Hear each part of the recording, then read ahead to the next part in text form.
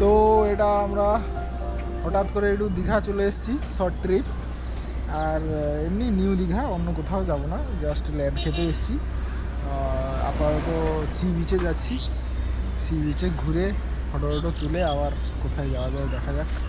এই অনেক সেজেছে, সেই জন্য ভিডিওটা করছি। এই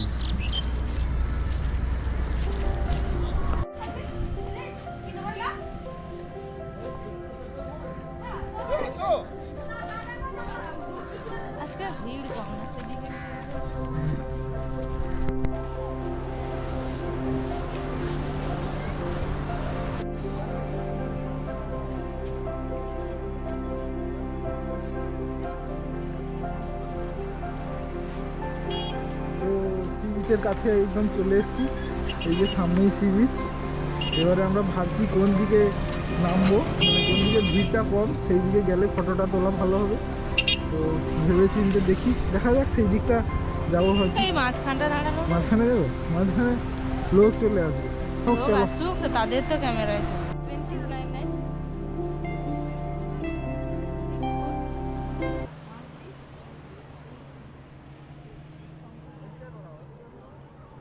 আমাদের ফটো সেশন হয়ে গেল, মানে আমরা দীঘা এলে এখানকার ফটোগ্রাফার কাকুদের কাছে বা ফটোগ্রাফার দাদাদের কাছে আসলে আমাদের ফটো তুলি, দুজনের ফটো থাকে না। আমার তুলে দেয়, আমি তুলে দিই, কিন্তু দুজনের একসঙ্গে ফটো থাকে না। সেই জন্য আমরা চেষ্টা করি এখানকার ফটোগ্রাফারদের কাছে ফটো তুলতে। আর তো এই ফটোগুলোই আমরা এবারে তুলেছিলাম। তো এবারের ফটোগুলো একদমই ভালো হয়নি, লো লাইট ছিল, প্লাস ফোকাস হয়নি ঠিক। তো এবারে দেখা যাক আমরা নিজেরা কি শ্যুট করি। চলো কোন দিকটায় যাবে? ওই যে আমাদের ফটো তুলতে।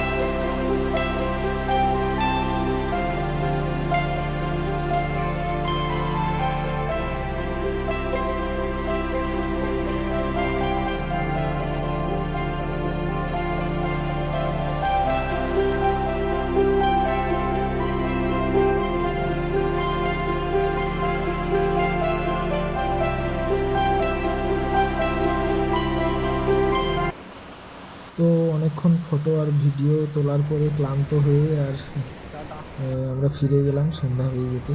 তো চলো দেখা হচ্ছে কালকে সকালে।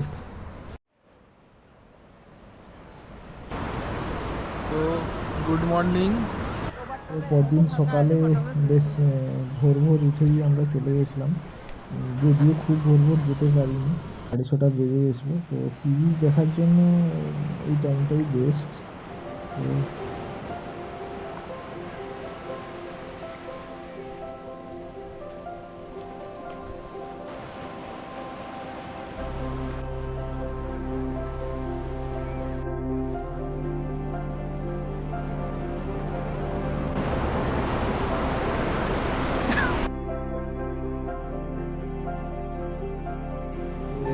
এবারের দীঘার ট্রিপটা মোটামুটি শেষ হলো। তো প্রায় 4 বছর পরে আমরা দীঘাতে এসে আবার নাইট স্টে করলাম। অ্যাকচুয়ালি দীঘা আমরা প্রায় প্রতি বছরই একবার তো আসি, কিন্তু নাইট স্টে না হলে এই মানে সূর্যোদয় আর সূর্যাস্তটা ঠিকঠাকভাবে উপভোগ করা হয়ে ওঠে না। এবারে মোটামুটি হলো এবং ভালোই উপভোগ হলো। চলো টাটা, বাই বাই।